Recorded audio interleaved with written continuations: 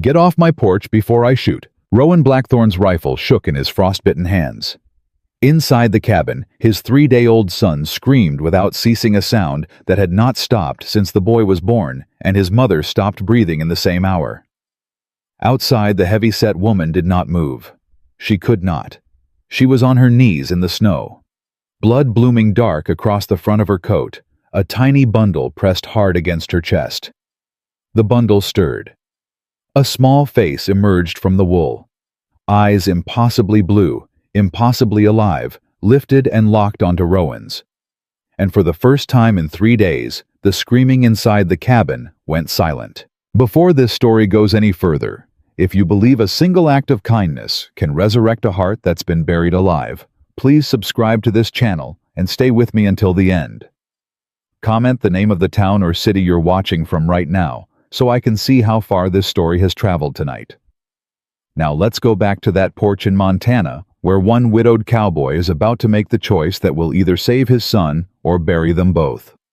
Rowan did not lower the rifle. "Ma'am, I asked you a question. Who sent you?" The woman's lips were cracked and bleeding. She tried to speak and could not. She tried again. "Nobody. Nobody sent me. I followed the smoke." "Followed it from where?" "The trail. The freight road. I've been walking since." "Since when?" "Since the first storm." Rowan stared. The first storm had broken 3 nights ago. 3 nights ago his wife Sarah had pressed her bloody hand to his cheek and whispered his name, and then her hand had fallen, and his son had begun to scream. 3 nights of walking was not walking. 3 nights of walking in this country was a death march. "You're lying." "I ain't lying, mister." "Nobody walks 3 nights in a Montana blizzard." "Then I reckon I'm nobody." The bundle in her arms made a sound. Not a cry. A small breath, almost a laugh, the kind of sound a baby makes when it does not yet know it is dying. Rowan's eyes flicked down to the bundle, and the bundle's eyes flicked up to him, and something in his chest, something that had been frozen solid for 72 hours, cracked along a hairline he had not known was there. "Who's the child?" "My daughter." "Where's her father?" The woman did not answer. "Where's her father?"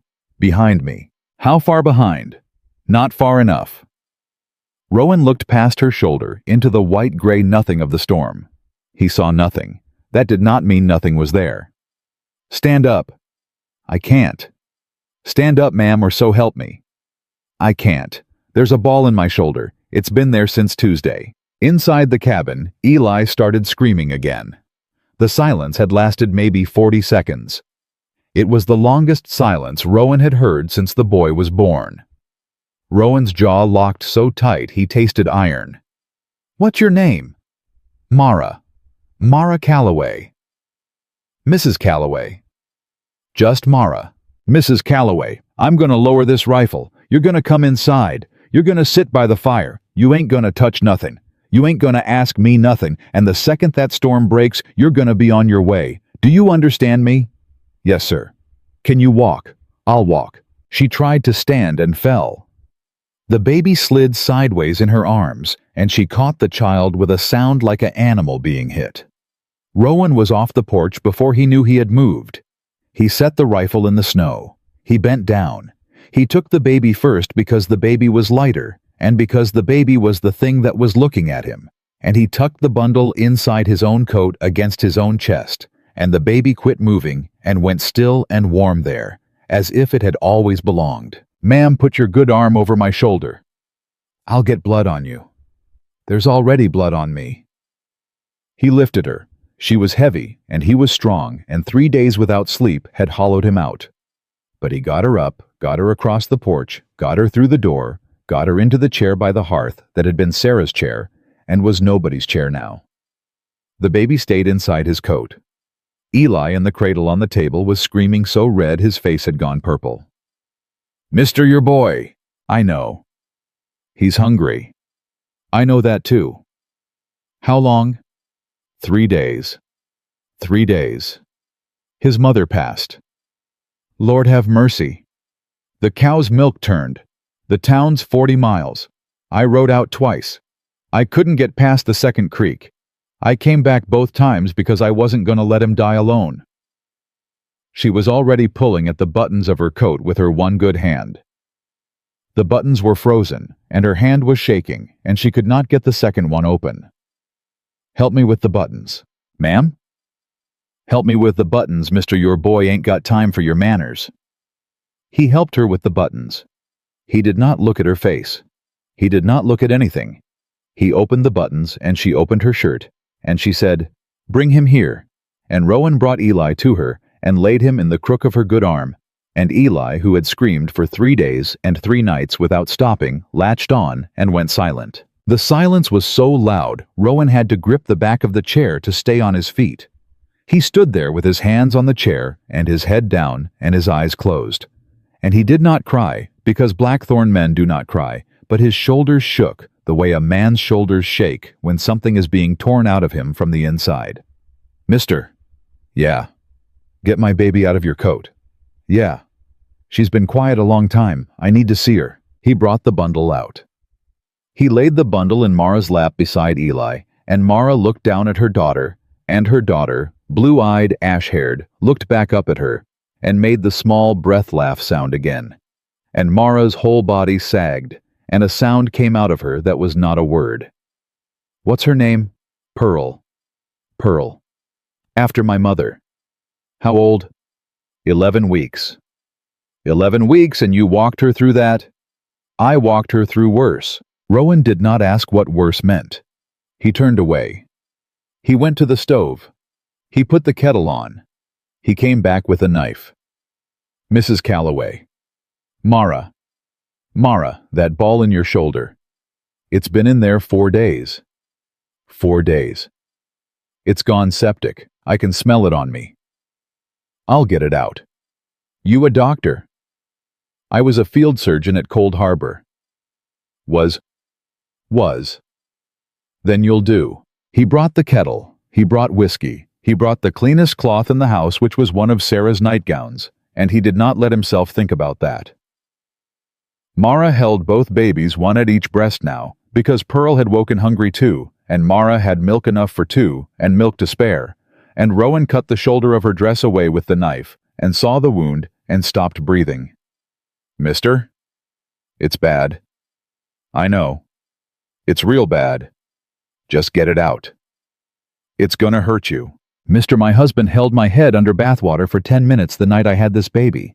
He set the cradle on fire while she was in it. He said next time he'd hold her under instead of me. I crawled out a window with a bullet in me and a baby in my coat, and I walked 60 miles in a blizzard to get to a man whose smoke I saw from a ridge. You ain't gonna hurt me. Get it out." Rowan got it out. She did not scream. She bit down on a piece of leather, and she held both babies tight, and she did not scream. When the ball came free, Rowan held it up in the firelight. A piece of soft lead blackened, and he set it on the hearth with the same care a man uses when he handles something holy. He cleaned the wound. He packed it. He stitched it with his wife's sewing thread, because his own was packed away in a barn he had not opened in 3 days. When he was done, he sat back on his heels and put his hands flat on the floorboards and breathed. "Mr. Rowan." "Rowan." "Yeah." "I'm gonna sleep now. If I don't wake up, the baby goes to the Wexlers in Iron Ridge. They're Methodists. They're decent. There's a letter in my coat pocket. Don't read it unless I'm dead. You're gonna wake up. If I don't, you're gonna wake up Mara. Promise me about the letter." "I promise you about the letter." She slept. Both babies slept on her chest. Rowan banked the fire. He sat in the chair across from her, and he watched the 3 of them, this stranger and her baby, and his own son, all of them breathing in the same rhythm, all of them alive, and he did not sleep, because if he slept, he would wake up and find her dead, and he could not survive that twice in 1 week. The storm went on. The night went on.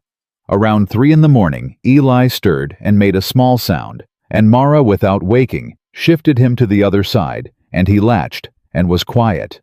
And Rowan watched her hand broad and red and chapped from the cold settle on the back of his son's head, with a tenderness Rowan had not seen in 3 days, and his eyes burned, and he turned his face to the wall.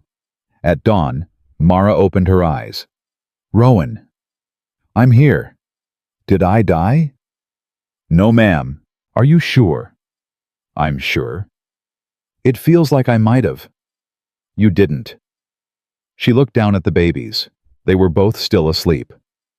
Pearl had a fist curled in the shawl that Sarah had knitted before she got sick.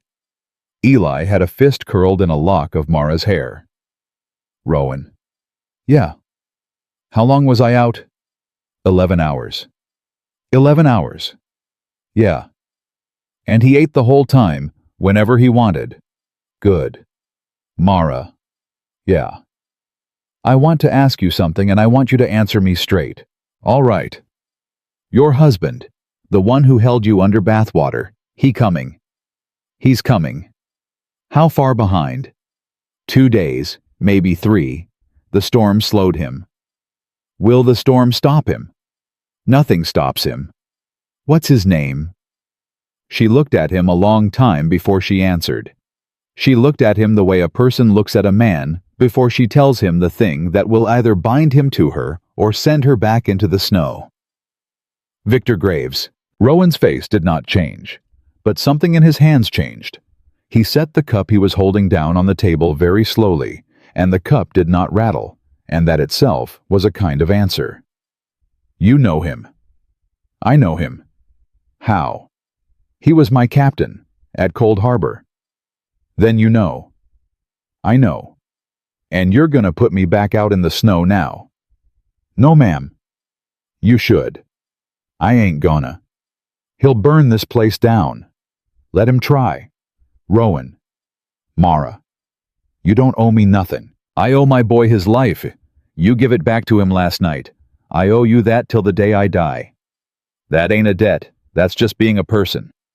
In this country, it's a debt. She closed her eyes. A tear ran down her face into her hair, and she did not wipe it away because she did not have a free hand. Rowan? Yeah.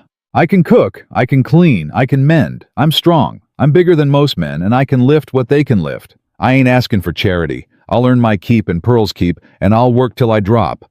I ain't gonna be a burden to you. Mara, let me finish. All right. And when he comes, I'll go. I'll take Pearl and I'll go before he gets here. I won't bring him down on you and your boy. I just need a week. A week of food and a roof and time for this shoulder to close. Then I'll be gone before he ever sees your smoke. No. What? No. Rowan, you ain't going. You ain't taking that baby out into that snow again. You ain't earning nothing. You ain't a burden, and you ain't a hire, and you ain't a charity case. You're a woman who walked 60 miles with a bullet in her to keep her child alive. And you walked into the one house in this whole valley where there was a baby crying who needed exactly what you had to give. You think that's a coincidence? I think God's got a sense of humor. I think God's got better aim than that. She almost laughed. She caught it before it came out. Rowan Blackthorne. Yes, ma'am. You hardly know me. I know enough. You don't know what I done. I don't care. You will. I won't. Everybody does eventually. Mara. Yeah, my wife died Tuesday. She was 26 years old, and she was the best thing this country ever made.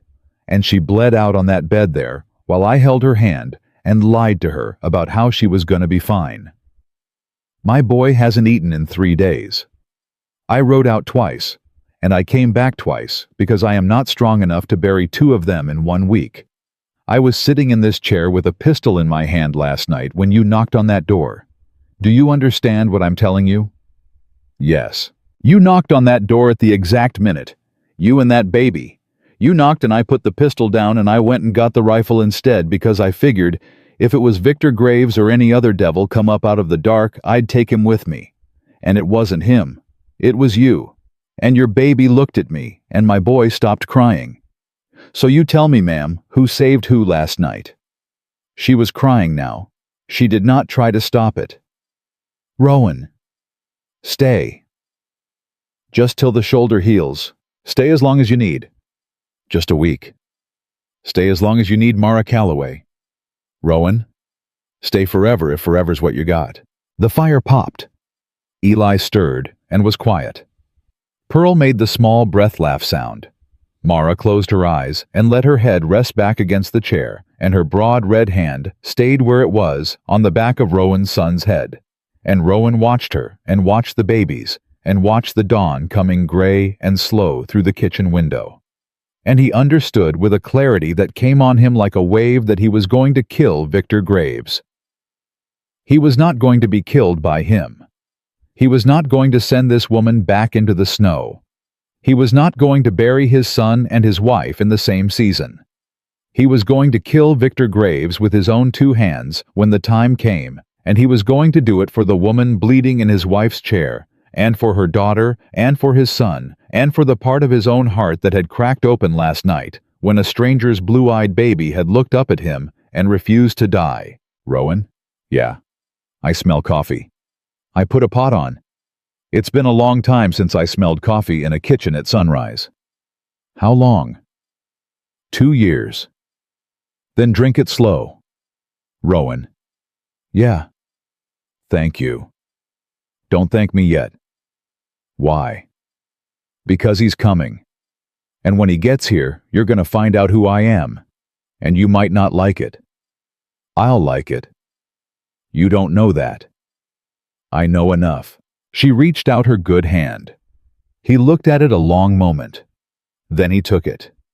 Her hand was warm and broad and steady, and his hand was scarred and shaking, and they held on across the babies, across the dead wife, across the 60 miles of snow and the ball of soft lead on the hearth, and the pistol still sitting on the table from the night before. And outside the storm, finally began to quiet. And somewhere far off on a ridge above the second creek, 2 days' ride out, a man named Victor Graves dismounted from a black horse and looked down through a brass spyglass at a thin column of smoke rising from a cabin he had been hunting for 9 days. He smiled.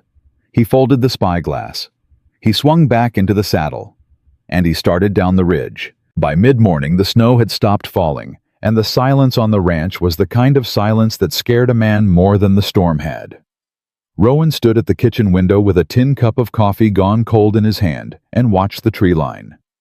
Mara was at the table behind him, one arm in a sling he had fashioned from a strip of bedsheet, the other arm cradling Eli, while Pearl slept in a drawer he had pulled out of the bureau and lined with wool. Rowan. Yeah, you've been at that window 40 minutes. I'm watching. For what? For anything that ain't a tree. He ain't gonna come riding up the front road, Rowan. That ain't how he works. How's he work? He sends a man first. What kind of man? The kind that smiles. Rowan turned from the window. He set the cup down.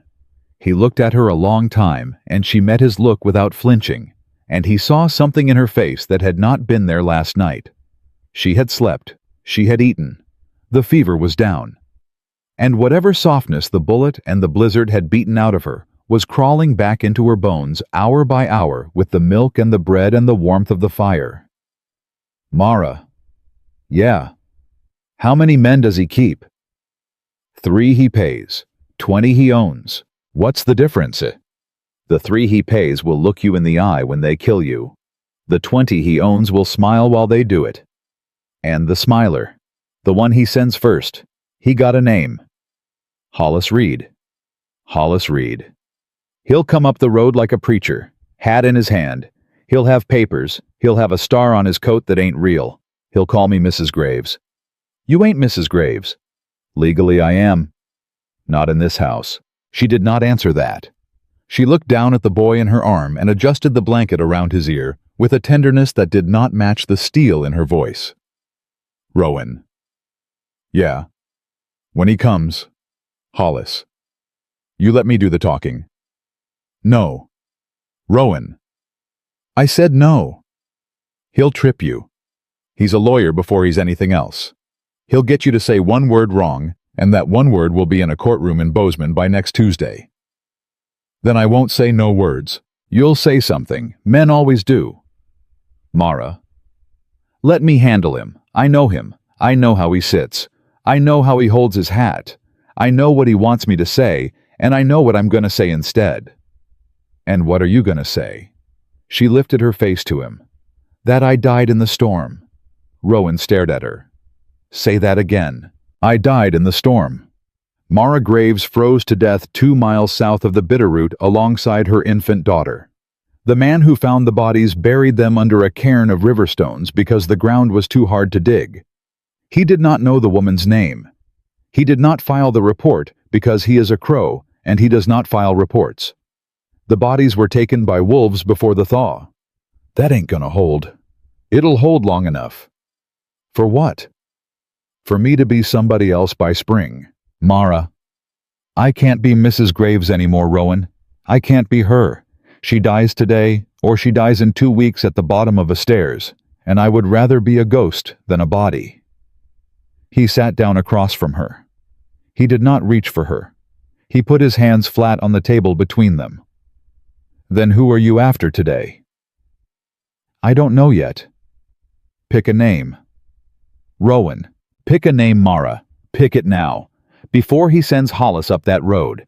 Pick a name and a story and stick to it till the day you die, because the second you flinch, you and that baby are dead, and so is my boy, and so am I.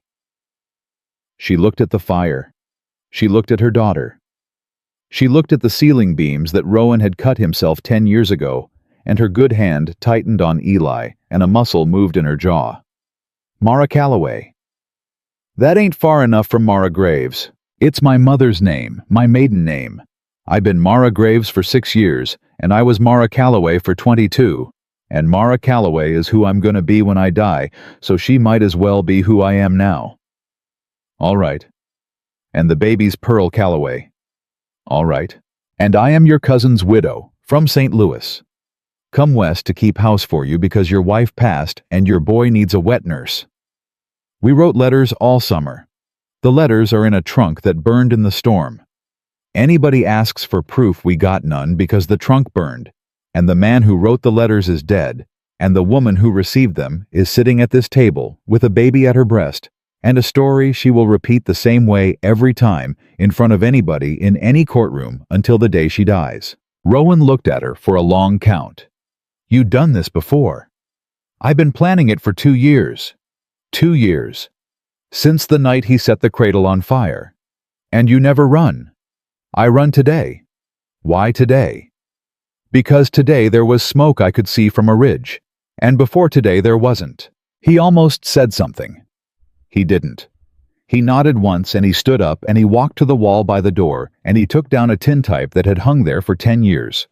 It was a picture of his cousin Daniel, dead at Antietam. He turned it over. He looked at the back of it. Then he set it face up on the table between them. This is your husband. This was my cousin Daniel Calloway. He died of fever in St. Louis in October. You came west in November. You were 3 weeks on the road. The storm caught you outside Iron Ridge, and the trunk and the wagon are still out there somewhere under 6 feet of snow. We will not be going to look for them, because there is nothing to find. Rowan, you memorize his face. You memorize his birthday. April 3rd. You memorize the name of his mother, who was my aunt, Nettie Blackthorne Calloway, who is buried in Missouri. You memorize that he had a stutter and a bad knee, and that he made furniture. Anybody asks about your husband, you cry once, and you change the subject, because that is what widows do. Rowan. What? You've been planning this longer than 2 years. He did not answer her. He walked back to the window. The tree line was empty. The tree line was always empty until it was not. Rowan. Yeah. Who'd you lose first, before Sarah? My brother. How?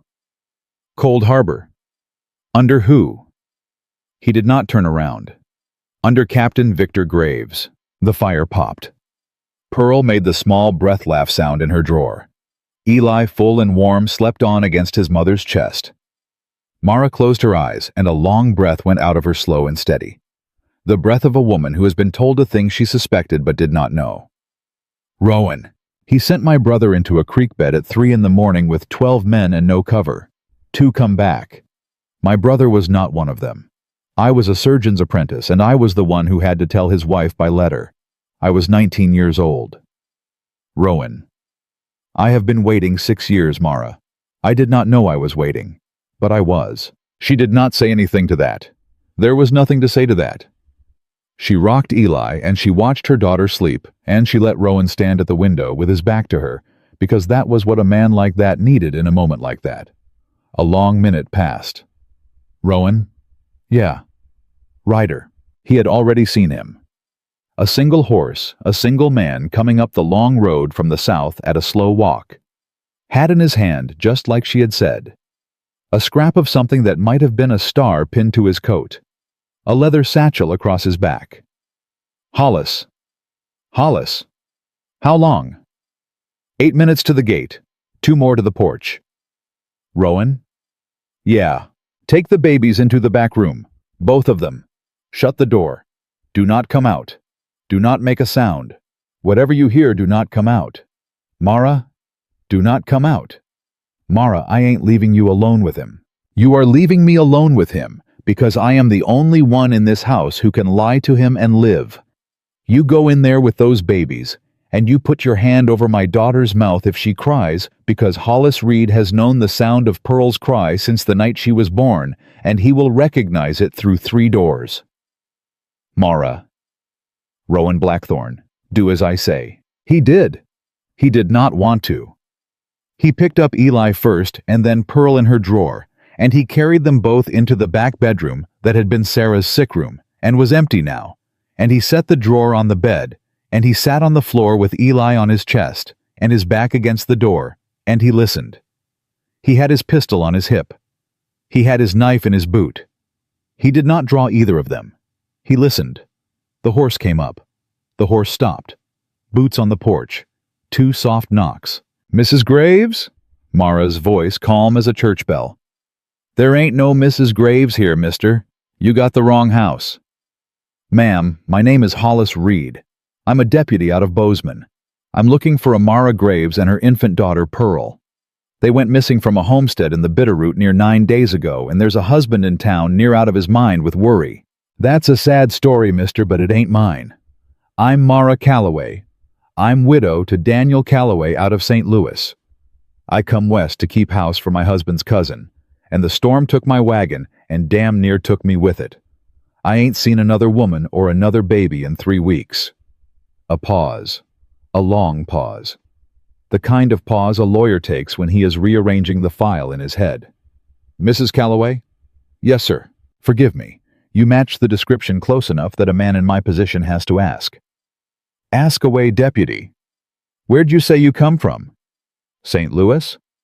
And your husband passed? October. Fever. My condolences. Thank you.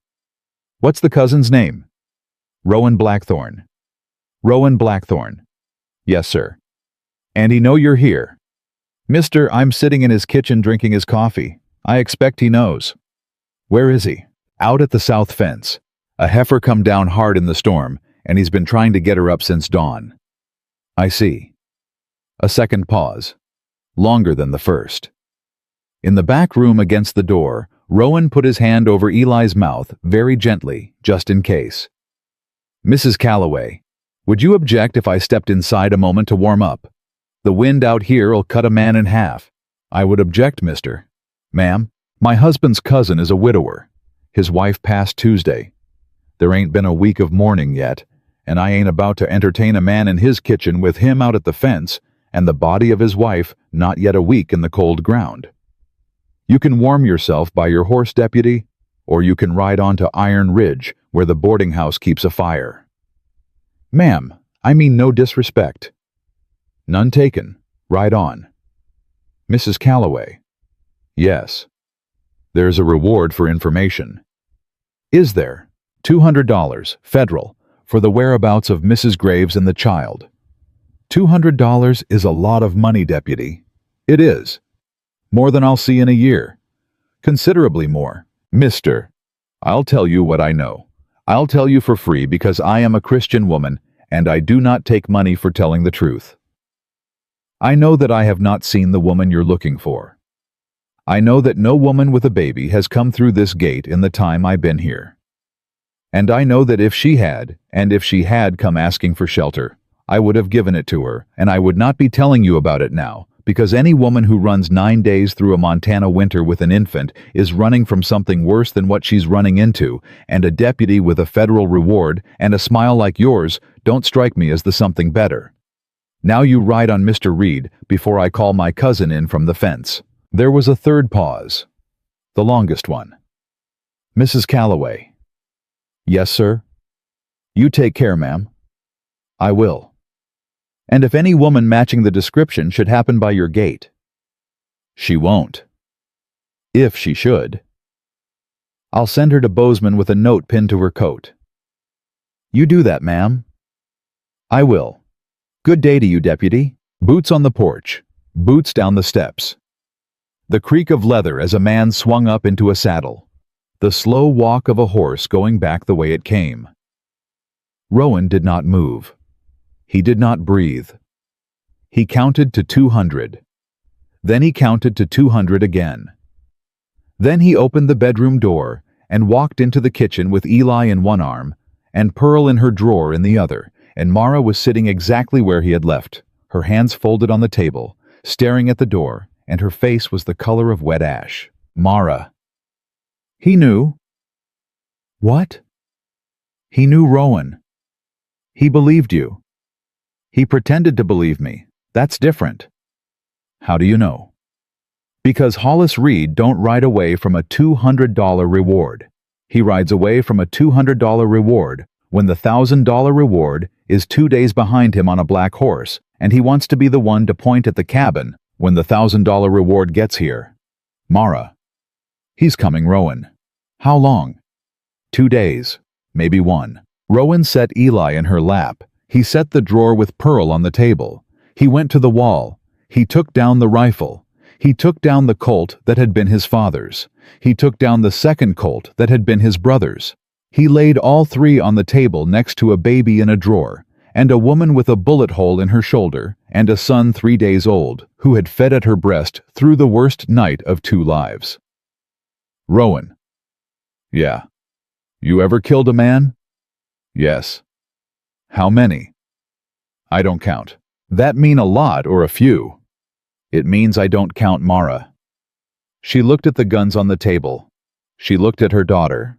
She looked at the man across from her, who was loading the rifle with hands that did not shake, and a muscle moved in her jaw, and her broad red hand reached out and closed around the handle of the smaller Colt, the one that had been his brother's, and she pulled it across the table and laid it in her lap beside the boy.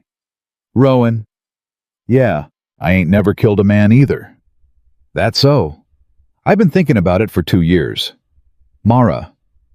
I've been thinking about it every night for 2 years, Rowan. Then we'll do it together. All right? All right. She lifted the Colt with her good hand. She checked the cylinder the way a woman checks who has been taught by somebody who loved her. She set it back down on her lap, and she put her hand back on Eli's head, and she looked at Rowan across the table and across the babies and across the 6 years of dead men and burned cradles and creek bed graves between them. Rowan Blackthorne. Yes, ma'am? When he comes up that road? Yeah. He don't go back down it. No, ma'am. You hear me? I hear you. Say it. He don't go back down that road, Mara Calloway. Not on a horse, not on a wagon, not on his own 2 feet. He don't go back down it. The fire popped. Pearl made the small breath laugh sound. Eli slept. And somewhere out beyond the second creek, 2 days' ride, a man named Hollis Reed kicked a black horse into a canter and rode hard for a meeting at a place called Cutbank Pass, where another man in a black coat was waiting on a black horse of his own, with a brass spyglass folded in his pocket, and a smile he had been saving for 9 days. By dusk, Rowan had boards up on every window but the kitchen one. The kitchen window he left clear because Mara said she wanted to see Victor's face when he came up the steps. Rowan did not argue.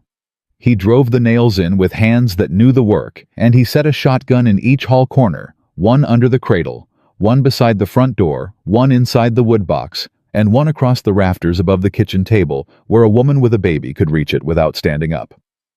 Rowan. Yeah. You ever fortify a house before? Twice. In the war? In the war. And after. He did not answer that. He drove another nail. Mara was at the table with her good arm, working at the second colt, the one she had pulled across to herself that morning. She had taken it apart and laid the pieces out on a clean cloth, and she was wiping each piece down with oil, slow and careful, with the patience of a woman who had been taught by a brother or a father a long time ago and had not forgotten. "Where'd you learn that?" "My daddy." "Your daddy?" "He was a gunsmith, out of Lexington." "Is that so?" "6 years he taught me. Then he sold me to Victor for a debt and a piece of bottom land, and he died of cholera the next spring before the bottom land come up." Rowan's hand stopped on the nail. "Mara." "Drive the nail, Rowan." "Mara." "Drive the nail." He drove it. She wiped the cylinder. Eli slept against her shoulder. Pearl made the small breath laugh sound from her drawer, then went still again. "How old were you?" 16. 16. He needed the land. I needed to not be a burden. Victor needed a wife who knew her way around a colt on account of the men he kept owing money to. It was a fair trade by the standards of Lexington in the year of our Lord 1871. It wasn't fair. It was the trade I got. Mara, what? It wasn't fair. She didn't answer. She set the cylinder back into the frame of the colt, and she snapped the pin home, and she spun the cylinder once with her thumb, and the click of it was the only sound in the kitchen. Then a different sound. Both of them heard it at the same time. Not a horse. Slower. Heavier. A long dragging step, and then a pause, and then a sound that might have been a cough, or might have been a sob. Rowan was at the window before Mara could speak. "Mule. A mule. One rider, slumped over the neck. Man or woman? Can't tell, hats down. Rowan, don't open that door." "I ain't opening nothing." The mule came on step and pause and step, and 20 yards from the porch, the rider slid sideways out of the saddle and hit the snow without a sound and did not move. "Rowan." "I see it." "Don't go out there." "Mara?" "It's a trick." "Maybe. It's a trick. He sends a body. You go to the body. The body has a pistol. The body shoots you in the belly and rides off." "Maybe." "Rowan Blackthorne, you stay in this house." "Mara, that body's a woman." She came to the window. He held Eli back so she could see. She looked, and her hand found the edge of the sill, and she gripped it so hard her knuckles went white. "Oh no." "You know her." "Oh no, no, no." "Mara." "Bring her in." "Mara, you said don't open the door." "Bring her in, Rowan. Bring her in right now." He went. He did not run, because running was how a man got shot by the body in the snow. He walked with the rifle up, scanning the tree line at every step, and when he reached her, he saw what Mara had seen from the window. The woman was young as a girl, and she was pregnant.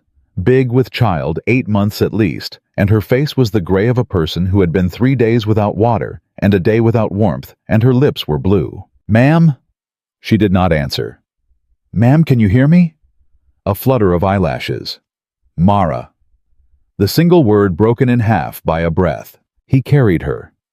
She was lighter than she should have been, and the baby inside her made a hard knot against his arm as he lifted her, and he carried her up the steps and through the door, and Mara had cleared the table and laid down quilts, and Rowan set her down, and Mara was on her in a second, peeling off the wet coat, peeling off the wet shawl, calling her by a name.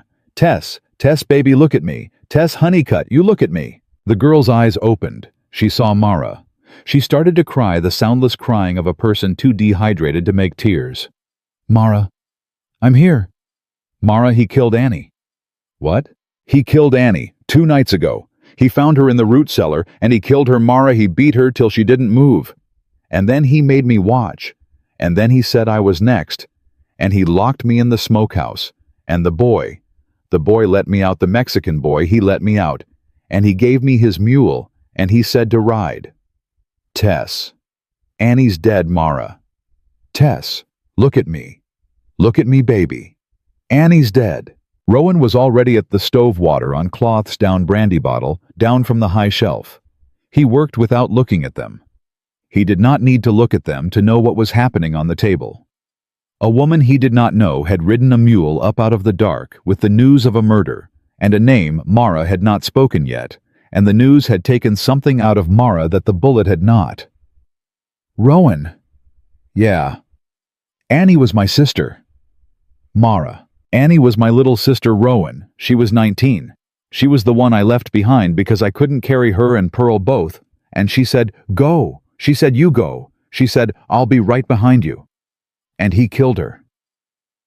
Mara. He killed her. He came across the room. He put his hand on the back of her neck. She did not lean into it, and she did not pull away. She held her sister's name in her mouth, and she did not let it out again. The girl on the table, Tess, was looking up at him. "Mr. Ma'am." "Mr. Are you Rowan?" "I am." "Mara wrote about you." His head came up. "What?" "In the letters she hid in the chimney brick. She wrote about a man named Rowan Blackthorne, whose smoke she could see from the North Ridge, and whose wife had passed in the fall, and whose cousin she had once met in St. Louis. She wrote it down so that if she died, somebody would know where she had tried to go." He looked at Mara. Mara was not looking at him. "Mara, drive the nail, Rowan." "There ain't no more nails?" "Then sit down." He sat down. "You knew about me." "I knew of you." "How?" "Daniel. Daniel's been dead 12 years. Daniel wrote his mother, who wrote my mother, who wrote me, who hid the letter in a Bible in a house I was a prisoner in. He wrote that his cousin Rowan had gone west and was decent, and had a quarter section in the Bitterroot, and had married a girl named Sarah. That's all. That was all I knew. A name, a creek, a wife. When the cradle burned, I started watching the North Ridge for smoke. I've been watching for 2 years. I saw your smoke for the first time in October.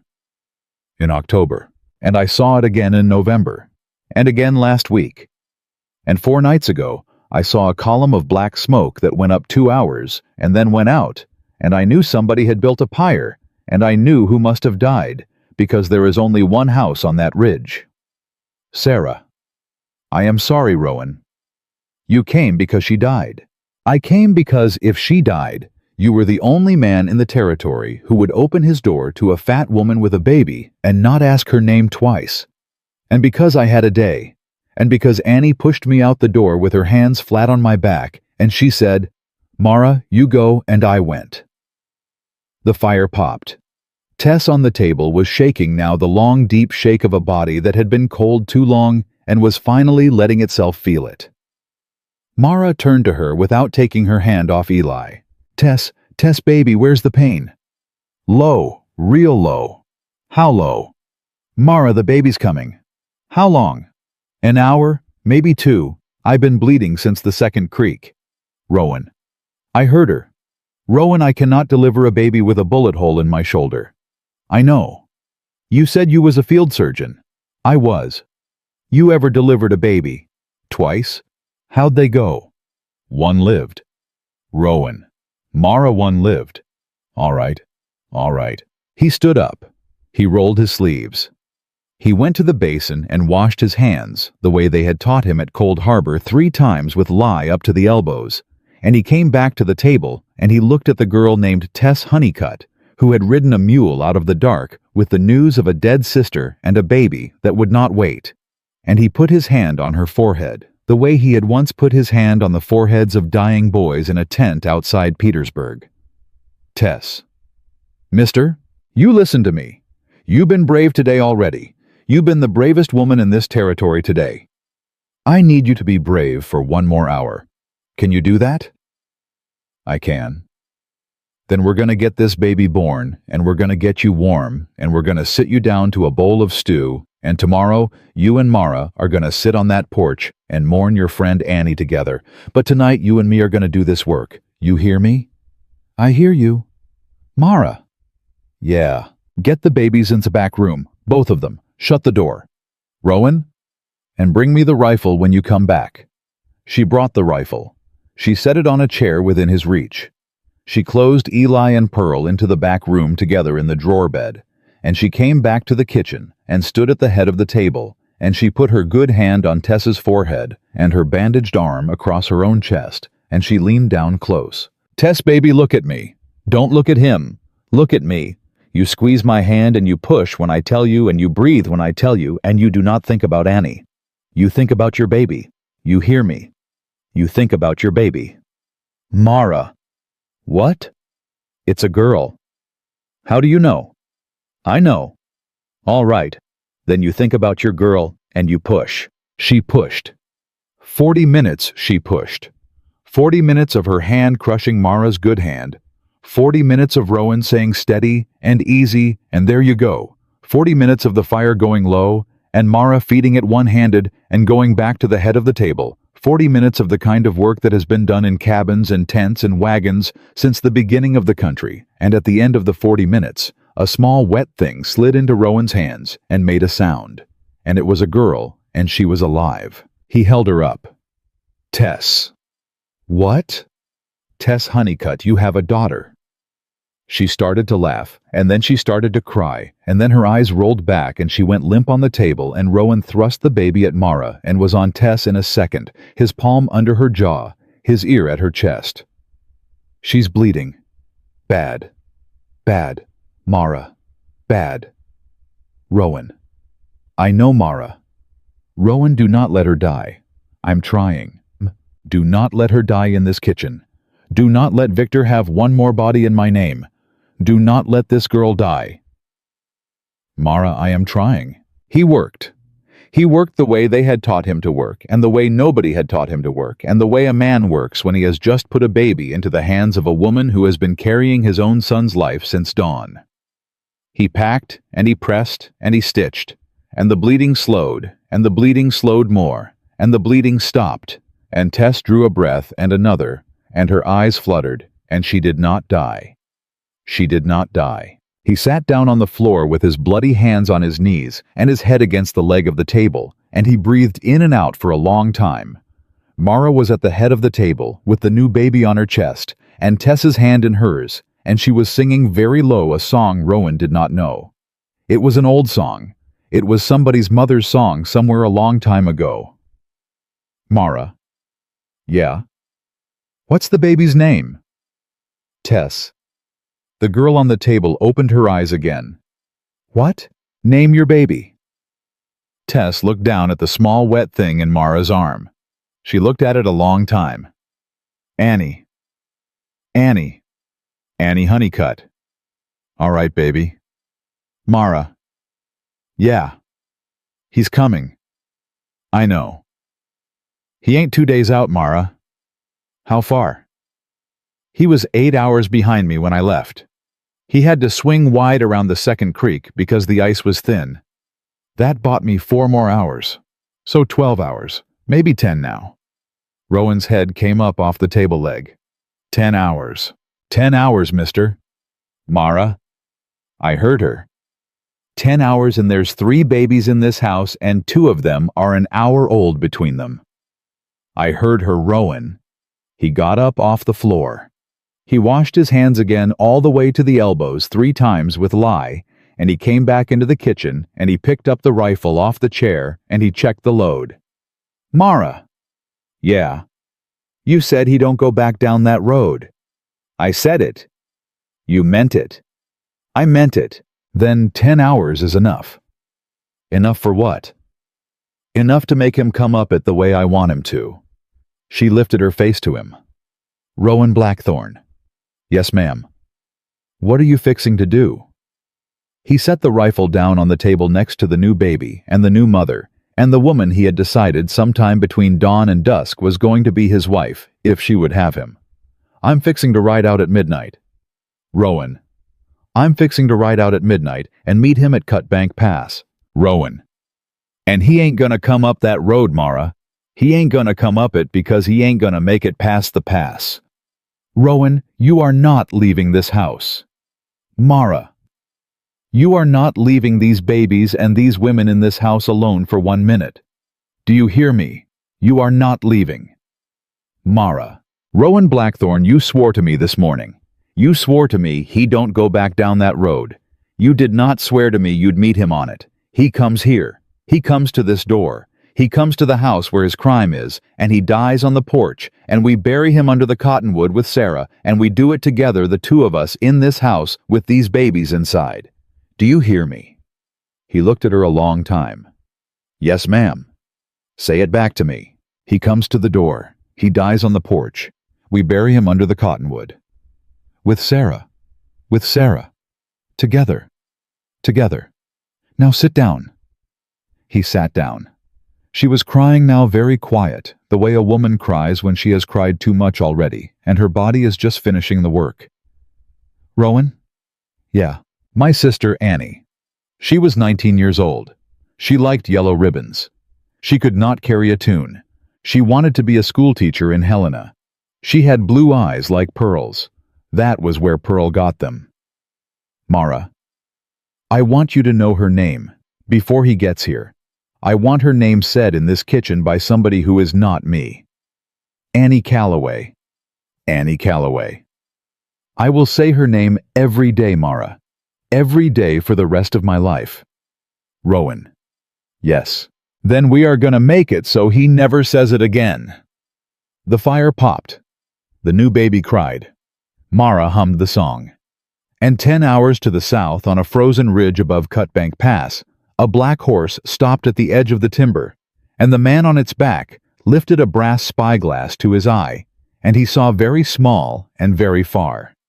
A single thread of smoke rising from a cabin window where a kitchen lamp had just been lit. The lamp had been lit at 5 minutes past 9, which was the time Mara had told him to light it. Rowan struck the match and held it to the wick, and he did not look at the window because Mara had told him not to look at the window. Rowan. Yeah? He's seeing it now. How do you know? Because that's what I would do. She was at the kitchen table.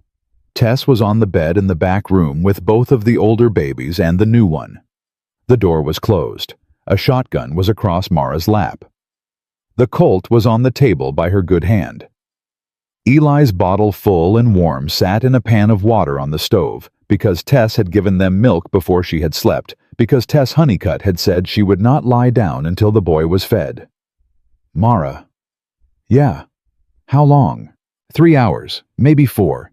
He'll come slow. He'll come on foot the last mile. Why? Because he likes the door. The door? He likes to knock. Rowan checked the rifle a 3rd time, then a 4th. Then he set it down because he knew he was checking it because he was scared, and a man who was scared and checking a rifle was a man who was going to drop it when the time came. Mara. Yeah. If I die tonight. You ain't dying tonight. If I die tonight. Rowan Blackthorn. Mara, hear me. All right. If I die tonight, the deed is in the Bible, the brown one, the one on the shelf. It's signed over to you. It's been signed over to you since this afternoon. I wrote it down to Iron Ridge, and I had the clerk witness it while you were asleep. You did what? You and Pearl get the ranch. Eli gets the south pasture when he's of age. You get the rest. There's $600 in the tin under the floor by the stove. There's a letter to my brother's widow in Missouri. Send for her if you need help. Don't send for nobody else. The Wexlers are decent, but they talk. Rowan. You let me finish. You went to town. I went to town. You left this house. For 2 hours. Tess was here. Tess had the rifle. Tess can shoot. Tess delivered a baby on my kitchen table 4 hours ago. Tess was awake, and Tess can shoot. I wasn't gonna die tonight without that paper signed, Mara. I wasn't gonna leave you on this ranch with the law deciding whose kitchen this is. I am not gonna do that to you. She did not say anything. Her hand on the Colt went tight, and then went loose, and she set the gun down on the table, and she put her good hand flat on the wood between them. Rowan? Yeah. You give me this ranch. I give it to you.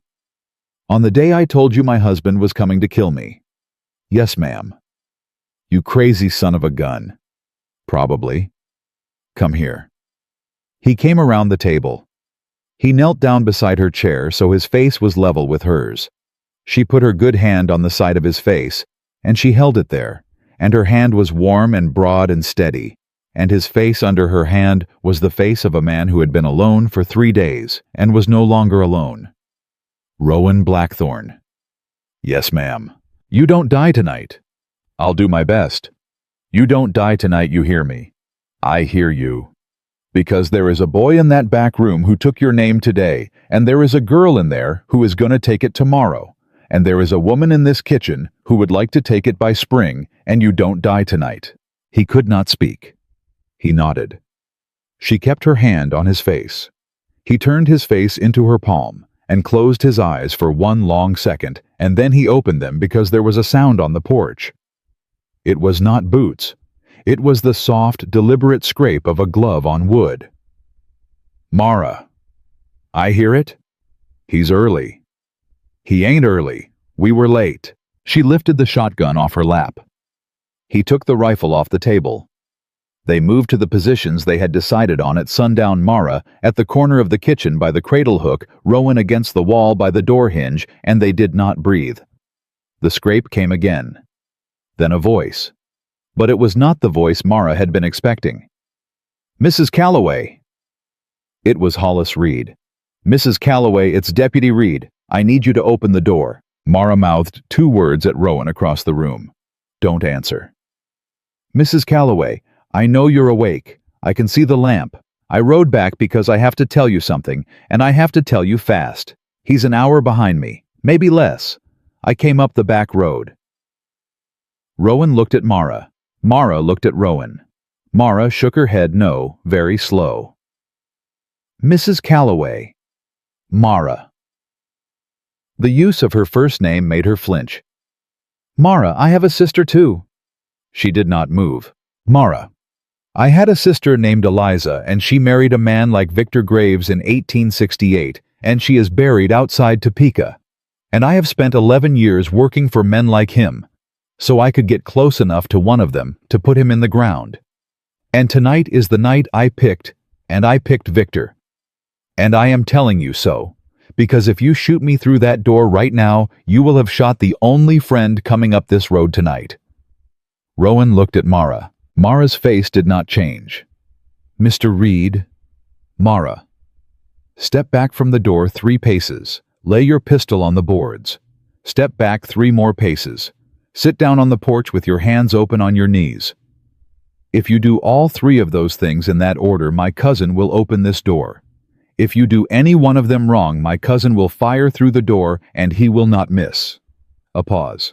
All right. All? The boots took 3 steps back. Metal on wood. 3 more steps. The creak of a man sitting down. Then silence. Rowan opened the door 6 inches. He had the rifle through the gap. Hollis Reed was sitting where he had been told to sit, hands open on his knees, hat off. He did not look up. Mr. Reed. Mr. Blackthorne. You said an hour. Less now. He left the timber at the second creek 20 minutes ago. He's coming on foot. He has 2 men with him. 2. Bart Quinn, Cyrus Pell. Quinn and Pell. Yes, sir. Mara from inside made a small sound. Rowan did not turn his head. Mr. Reed. Yes, sir. Why are you really here? I told you why. Tell me again. Mr. Blackthorne. My sister was 18 years old when she swallowed lye in the kitchen of a man named Earl Buford, because Earl Buford had broken every bone in her left hand for burning a biscuit. I rode into Topeka the day after she died, and I shot Earl Buford in the public square, and I rode out the same hour, and there is a price on my head in Kansas to this day, and I have been working as a deputy under whatever name a sheriff would give me ever since, because the only way to find men like Earl Buford and men like Victor Graves is to ride beside them. I have been beside Victor Graves for 13 months. I have been waiting. I am done waiting. He killed Annie Calloway in front of me 4 nights ago, and I did not stop him, because if I had stopped him, then Mara would still be a hostage, and tonight is the night the door opens. Tonight is the night I open it. Rowan looked at him a long time. Mr. Reed. Yes, sir. You stand up. You walk inside. You hand my cousin the pistol on those boards butt first. You sit at the table. You do not move from that chair until I tell you to move. Do you understand me? I do. And Mr. Reed? Yes, sir. If one word of what you said is a lie, I will know it inside of 2 minutes, and I will put you in the snow under the cottonwood with the man you came up here to kill, and your bones will lie next to his till the spring thaw. Mr. Blackthorne, if one word is a lie, I will lay down beside him willing. He came in. Mara took his pistol with her good hand. He sat at the table. His hand stayed open and flat on the wood. Mr. Reed. Yes, ma'am. Annie. Mara. Tell me. Mara, listen to me. Tell me, Mr. Reed. Annie is alive. The room went still. Mara did not move. Mara did not breathe. Mara looked at him across the table the way a woman looks at a man who has just told her the one thing in the world she had stopped letting herself want to hear. Say it again. Annie Calloway is alive. Tess said she was dead. Tess saw what Victor wanted her to see. Annie was beat unconscious. Annie was carried out of that root cellar with a pulse Victor knew about, and Tess didn't. Annie has been tied in the bed of a wagon for 3 days behind us, and she is on that wagon right now, half a mile down the back road with a gag in her mouth and a chain on her ankle, and the boy guarding her is 15 years old, and he is the boy who let Tess out of the smokehouse, and his name is Mateo, and he is waiting for me to come back and tell him it is time. Mara's hand was at her own mouth. The shotgun was on the floor by her feet. She had not noticed it falling. Annie? Mara? Annie's alive.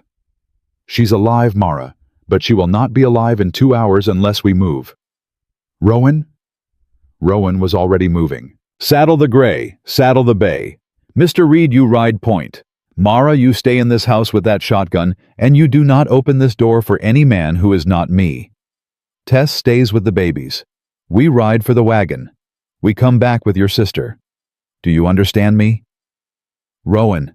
He's coming. He's coming up the front. We're going out the back. We will be back inside the hour with Annie alive in this kitchen and Victor Graves still walking up the road thinking the lamp in the window is the woman he came to kill. And when he gets to that porch, that lamp is gonna be Annie Calloway holding a Colt. And the last face Victor Graves sees in this life is gonna be the face of a sister he thought he buried. Mara was crying. She was not making a sound. Tears were running down her face into the collar of her dress, and her broad red hand was over her mouth and her shoulders were shaking and she was nodding. Rowan. Yes. Bring her home. I will. Bring her home, Rowan. I will, Mara. I swear to you on my son's name. I will bring her home. He kissed her. He did not mean to. He did it before he knew he had decided to, and her good hand came up and held the back of his neck and held him there for 1 second, and then she let him go, and he was out the door with Hollis Reed and the door shut behind them, and the bolt slid home. The ride was 9 minutes. They did not speak. Hollis on the bay, Rowan on the gray, both of them low in the saddle, both of them with rifles across their thighs. The back road was a track a horse barely knew, and the horses knew it because they were Rowan's, and Rowan had ridden it in the dark 100 nights checking fence. The wagon was where Hollis had said. A boy stood beside it with a rifle that was bigger than he was. He raised the rifle when he saw them, and Hollis raised an empty hand. Mateo. Hollis.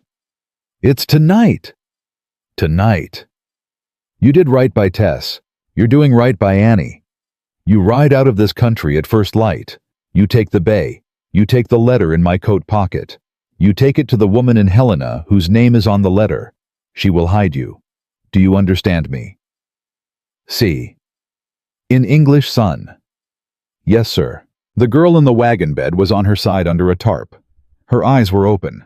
Her wrists and her ankles were bound, and her mouth was gagged. When Rowan pulled the tarp back, she made a sound through the gag that was not a word. Annie? She tried to speak. She could not. Annie Calloway. My name is Rowan Blackthorne. I am the man your sister has been walking toward for 2 years. I am going to take this gag out of your mouth, and I am going to cut these ropes, and I am going to lift you onto my horse, and I am going to ride you home to Mara. Do you understand me? She nodded. He cut the gag. she breathed. She was older than her sister had said, or grief had aged her. Her face was bruised on the left side from temple to jaw. Her left arm was bound to her chest in a sling that Mateo had made out of a flour sack. "Mr. Blackthorne?" "Yes, ma'am." "My sister. She's at the house. She's got a boy 3 days old at her breast, and her own daughter in a drawer, and a girl named Tess with a brand new baby, and she is waiting on you, Annie. She is waiting on you with a shotgun across her lap, and a lamp in the window, and we are gonna ride." "Mr. Blackthorne?" "Ma'am." "He told me she was dead. He told her you were dead." She made a sound that was a laugh and a sob at the same time. "Then we are both ghosts." "Yes, ma'am." "Mr. Blackthorne?" "Yes." Ride hard. He rode hard. He had her on the gray in front of him, her bound wrists in his hand, his arm around her ribs, and Hollis was 20 yards ahead on the bay, and Mateo was already gone south on a mule, and the cold was coming up out of the snow into their boots, and they made the back gate of the ranch in 7 minutes flat. The kitchen door opened before they were off the horses. Mara was in the doorway with the shotgun, and Tess was behind her with the Colt, and the lamp behind them, threw their shadows long out into the snow, and Rowan lifted Annie down off the gray and carried her up the steps. "Mara! Annie! Mara, I am so sorry." Annie Calloway. "Mara, I am so sorry, Mara, I am so sorry." You hush, you hush. You come here." Mara dropped the shotgun. Mara did not care about the shotgun. Mara had her one good arm around her sister's shoulders and her face in her sister's hair, and she was making the sound a woman makes who has been carrying a coffin for 4 days and has just been told the coffin was empty. "Mara." Annie. "Mara the baby. Pearl. Where's Pearl?" "She's in the back room. She's safe. She's been safe." "And Eli, the boy. Tess said there was a boy." "He's with Pearl. They are sleeping side by side, Annie." Mara. "Hush, baby." Mara, he's coming. "I know." "He's 20 minutes out." "I know, baby." Mara. "What?" "Give me the gun." The fire popped. The babies in the back room slept on. Hollis Reed unsaddled the horses without a word, and turned them into the barn, and came back to the porch, and took up his position behind the wood pile, with a rifle laid flat across the top log. Tess sat down at the kitchen table, with the Colt in front of her, and her own newborn at her breast. Rowan stood by the door with the second rifle and the shotgun across his back. And Annie Calloway, 19 years old, bruised from temple to jaw, with one arm in a flour sack sling, and the other arm steady as a stone, sat in the chair by the kitchen window, with the Colt that had belonged to Rowan's brother in her good hand, and the lamp lit on the table beside her. The 4 of them did not speak. They listened. 12 minutes passed, then 14. Then faintly from the front road, the slow, deliberate clop of a single horse. Annie cocked the Colt. The clop came on. It stopped. Boots in the snow. 1 man. 2 more behind him at a distance. A voice from the dark. "Mara." Mara from inside her hand over her mouth did not answer. "Mara, darling." Annie's hand on the Colt did not shake. "Mara, come to the door." Boots on the porch. The scrape of a glove on wood. The first knock. The first knock came soft. The second came harder. The third came with the heel of a hand, and the door shook in its frame, and a voice that Mara had been hearing in her dreams for 6 years spoke through the boards, as if it were already inside the room. "Mara, darling, open the door." Annie sat in the chair by the window with the Colt steady on her knee. She did not look at her sister. She did not look at Rowan. She looked at the door, and her bruised face was the face of a woman who had decided. "Mara." Mara did not answer. "Mara, I have come a long way for you. I have come through a storm. I have come with a deputy and 2 good men. Open the door, darling, and let your husband warm himself." Rowan beside the hinge with the rifle up mouthed 3 words to Mara. "Wait for him." "Mara." The doorknob turned. It did not give. The bolt held. "Darling, I am going to count to 3, and then I am going to ask Mr. Quinn to put his shoulder to this door, and Mr. Quinn weighs 230 pounds, and the door will not survive it. 1. Mara's hand on the shotgun was steady. 2. Annie cocked the Colt a second time. The click of it carried through the door. There was a pause on the porch. Mara? Yes, Victor. Who is in there with you, darling? My cousin's wife. And the baby. Mara, I can hear 3 women breathing through this door. I can count breath, darling. You taught me that. You remember the night you taught me that? I remember? Then who is in there with you? Open the door, Victor, and find out. It was not Mara's voice that said it. It was Annie's. And the voice came out of Annie steady and low, and it came out of a mouth that Victor Graves had watched go slack and bloody under his own fists 4 nights ago, and the silence that followed it was the silence of a man hearing a ghost speak his name. Annie. Open the door, Victor. Annie, you are dead. Open the door. Annie Calloway, you are dead. I watched you die. I held a glass to your mouth and there was no breath. Then I am a dead woman with a Colt, Victor. Open the door. The boards of the porch creaked. He had taken a step back. Quinn? A second pair of boots came up onto the porch. Quinn, the door. Rowan's eyes met Mara's across the room. Mara nodded once. Rowan slid the bolt. The door was not kicked. The door was opened. Rowan pulled it open from the inside with the rifle leveled chest high, and Bart Quinn, who had been gathering himself to throw his shoulder at the wood, stumbled forward into empty air with his pistol half drawn, and Rowan shot him through the heart at 4 feet, and Bart Quinn went down on the threshold without a sound. Behind him in the dark of the porch, Victor Graves had already drawn. Annie fired. She fired from the chair by the window through the open doorway, and the round took Victor Graves high in the right shoulder and spun him half around, and his pistol discharged into the porch boards. And Hollis Reed from behind the woodpile fired once, and Cyrus Pell, 20 feet back in the snow, with a rifle coming up, dropped where he stood and did not move again. It had taken less than 4 seconds. Victor Graves was on his knees on the porch with his right arm useless and his left hand scrabbling for the pistol he had dropped. Rowan stepped over Quinn's body and put the muzzle of the rifle against the back of Victor's neck. Don't. The hand stopped. Stand up. I can't. Stand up, Captain. He stood up. He was a tall man, taller than Rowan Gaunt, in the face gray at the temples, and he had a smile already coming back to his mouth. Even with his arm hanging dead at his side, the smile of a man who had been talking his way out of rooms for 40 years and did not yet understand that this room was different. Mr. Blackthorne. Captain.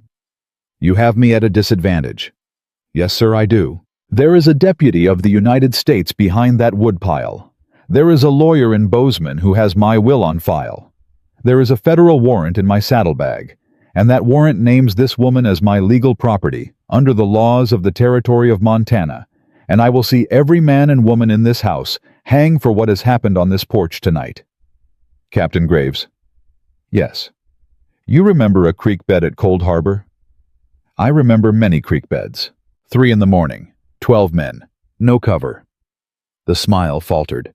You sent 12 men into that creek bed, Captain. 2 come back.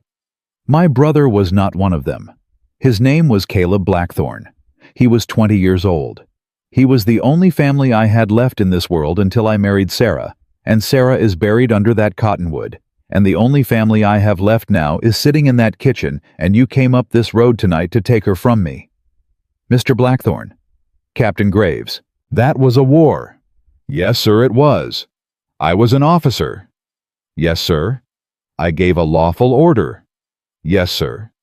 And I do not answer for the dead at Cold Harbor to a rancher in Montana. Rowan did not move.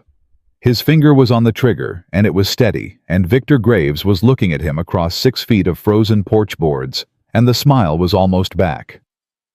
Mr. Blackthorne, you are not going to kill me. No, sir. The smile broadened. I am not going to kill you because there is a woman in this house who has the right of it, and that woman is not me, and I gave her my word. He stepped back. He lowered the rifle. He spoke without turning his head. Mara. She came out onto this porch. She had the shotgun across her good arm, and Annie was beside her with the Colt, and Hollis Reed had stepped up from behind the woodpile with his rifle on Victor's chest. And Tess was inside the kitchen doorway with the lamp and 3 babies sleeping in a drawer behind her. And the porch was full of Calloway women and the man who had hunted them, and it was Mara who walked up to Victor Graves and looked into his face from a distance of 2 feet. "Victor, Mara darling, don't call me that. Mara, my love, you are bleeding. I have been bleeding for 6 years, Victor. Mara, this is a misunderstanding. Victor, look at me. I am looking at you. No, you are looking at a woman you used to own. I want you to look at me. I am Mara Calloway. I am 31 years old. I am the daughter of a gunsmith, and the sister of a schoolteacher, and the mother of a girl named Pearl, and I am not your wife. I have not been your wife since the night you set my daughter's cradle on fire. I divorced you that night, Victor, in the eyes of God, and in the eyes of every woman who has ever crawled out of a window with a baby in her coat. I divorced you that night. The paper is a formality. The paper will be filed in Bozeman next week. Mara, look at my sister, Victor." He looked at Annie. Annie, with the Colt steady on his chest, did not blink.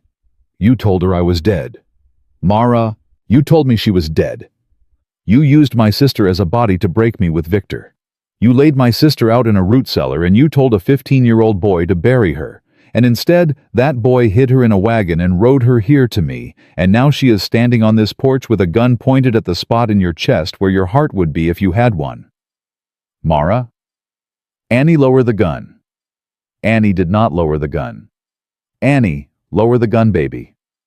"Mara, no. Annie Calloway, you lower that gun. You do not put his blood on your hands tonight. You do not give him that. We did not ride out to bring you home so you could carry his face into your sleep for the rest of your life. Lower the gun." Annie's hand was shaking now. The first shake she had shown all night. "Mara? Lower it, baby." She lowered it. Mara turned back to Victor. "Victor Graves. Mara, you are not going to die on this porch tonight. Mara, you are going to live. You are going to live a long time. You are going to live in a federal prison in Deer Lodge, Montana, and Mr. Reed is going to ride you down there in the morning, and the warrant in your saddlebag is going to be unfolded by a judge who has been waiting for it for 2 years because Mr. Reed has been writing letters, Victor. Mr. Reed has been writing letters about you to every federal judge from Helena to St. Paul for 13 months, and the file on you in Deer Lodge is 6 inches thick, and the men in that file are not your men. The men in that file are mine." Victor Graves' face was no longer smiling. "Mara, you are going to live, Victor. You are going to live to read about my new life in the territorial papers. You are going to live to read the name of my husband. You are going to live to read that I run a ranch in the Bitterroot, and my children do not bear your name, and my sister teaches school in Helena, and the boy who saved me has a homestead in Oregon.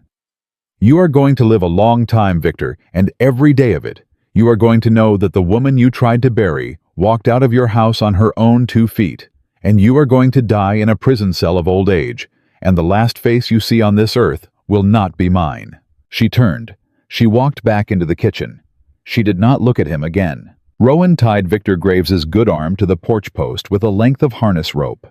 Hollis Reed bandaged the shoulder because Hollis Reed was in the end a deputy of the United States, and a deputy of the United States does not let his prisoner bleed to death on a porch in Montana. They dragged Bart Quinn and Cyrus Pell into the barn and laid them under tarps and shut the door. They did not bury anybody that night. The ground was too hard, and there were 3 babies in the back room who needed their mothers more than the dead needed graves. At first light, Hollis Reed rode south with Victor Graves tied to the saddle of the black horse. Annie stood on the porch beside her sister and watched them go. Tess was in the kitchen with the babies. Rowan was at the barn saddling the gray to ride to Iron Ridge for the doctor and the sheriff and the priest in that order, because the doctor needed to look at 3 women, and the sheriff needed to write down 3 statements, and the priest needed to say words over Sarah Blackthorn's grave under the cottonwood, because Mara had said that the words had not been said proper yet, and Mara had said that they would say them today, all of them together, before any other thing was done. The doctor came. He looked at Mara's shoulder. He looked at Tess and the new baby. He looked at Annie, who would carry the bruise on her jaw for 2 months and the limp in her left wrist for the rest of her life, and he gave Annie a tincture for the pain and told her to stop using the wrist for 6 weeks, and Annie nodded and did not use it for 6 weeks. The sheriff came. He wrote down 3 statements. He folded them into an envelope. He tipped his hat to Mara and called her Mrs. Calloway. And he rode out without asking a question that did not need asking, because the sheriff of Iron Ridge had buried his own sister at the hands of his own brother-in-law in 1866. And he knew what kind of paper he was carrying and what kind of woman he was carrying it for. The priest came. He stood at the cottonwood with his book. Rowan stood at the head of the grave with his hat in his hand. Mara stood beside him with Pearl in her good arm and her hand on Eli's small back where Tess held him. Annie stood on the other side of Rowan with her bandaged wrist against her chest. Tess stood beside Mara with her own newborn against her shoulder. The priest read the words. Rowan said amen at the end of the words, and so did Mara. And Mara's voice was strong, and Sarah Blackthorne was buried again properly this time, and the hand of the woman who would be the second wife of Rowan Blackthorne rested on the shoulder of the man who had buried the first, and Sarah, wherever Sarah was, did not begrudge it. The wedding was in April. Annie stood up with Mara and Tess stood up with Mara, and the priest from Iron Ridge stood under the same cottonwood and said different words this time, and Eli Blackthorne, 4 months old and fat as a creek otter, slept through the whole ceremony in the arms of a 15-year-old boy named Mateo, who had ridden up from Oregon for the occasion, and who would ride back the next week with letters for his mother sewn into the lining of his coat. Pearl Calloway, who would be Pearl Blackthorne by the end of the week when the papers came back from Bozeman, sat on a blanket and tried to put a cottonwood leaf in her mouth, and was prevented from doing so by her Aunt Annie, who would marry the schoolmaster in Helena 2 years later, and would have 3 sons, and would teach reading to 40 children a year for the next 31 years, and would never once in any of those years speak the name of Victor Graves out loud. The ranch grew. Rowan added the south pasture, then the east. Mara ran the kitchen, and the books, and the 2 hired hands, and the milk cow, and the chicken house. And she did it with one shoulder that ached in the cold for the rest of her life, and with a strength that the country around her came in time to speak of with respect. The women of Iron Ridge, who had crossed the street the first time they saw a heavy-set stranger on the porch of the Blackthorne place, came in time to cross the street the other way, and to ask after her sister, and to bring their daughters to her kitchen for the pies she made on Saturdays. And one of those daughters, a thin, red-haired girl named Jane, would marry Eli Blackthorne in 1904 under the same cottonwood, and would sit at the same kitchen table as a bride, and call Mara her mother, and mean it. Tess Honeycutt stayed 3 years. She married a freighter out of Bozeman, and moved south, and her daughter Annie Honeycutt grew up calling Mara her aunt and Pearl, her cousin, and Eli her brother. And that was a thing that did not have to be explained to anybody who had been on the porch the night Pearl was born, and the night Annie came home, because the people on that porch had become a family, in the only way families are ever really made, which is by deciding to be one, and never deciding otherwise. Victor Graves lived 17 more years. He lived them in a cell in Deer Lodge. He read the territorial papers when they were brought to him. He read the name Blackthorne in the cattle prices, and the name Calloway in the school news out of Helena. And he did not write letters because the warden of Deer Lodge did not permit him paper on the personal instruction of a judge whose name had been on the bottom of his commitment order. He died of pneumonia in the winter of 1896. He was buried in an unmarked grave in the prison field. No one went to look at it. No one ever did. Mara Blackthorne lived to be 79 years old. She died in the bed she had shared with Rowan for 41 years, in the room that had once been Sarah's sick room, and had become in time the room where Pearl had been weaned, and Eli had broken his arm at 6, and Annie Honeycutt had hidden during a thunderstorm at 4. Rowan was beside her. Pearl was beside her. Eli Gray at the temples himself by then held her hand. Her last words the family said afterward were not loud and not long. She said, "I had a good life." She said, "the baby's eyes." And then she said her sister's name, and she closed her eyes, and she did not open them again. Rowan followed her in the spring. He was buried beside her under the cottonwood beside Sarah, the three of them in a row, with room left at the end of the row for Pearl when Pearl's time came, which was not for another 40 years. The ranch is still there, the cottonwood is still there, the kitchen window where a lamp was lit one night in 1877 is still there, and on the sill of that window behind the glass sits a small piece of soft lead, blackened by fire and time, that Pearl Blackthorne placed there on the day of her mother's funeral, and that nobody has moved since. A woman walked 60 miles through a Montana blizzard with a bullet in her shoulder and a baby in her coat, and she knocked on the door of a man who had a rifle in his hand, and a son who would not stop crying. And that knock on that door on that night made a family that lasted 4 generations, and a name that is on the deed of a working ranch in the Bitterroot to this day. That is the whole of it. That is the truth of it. And that is the end of it.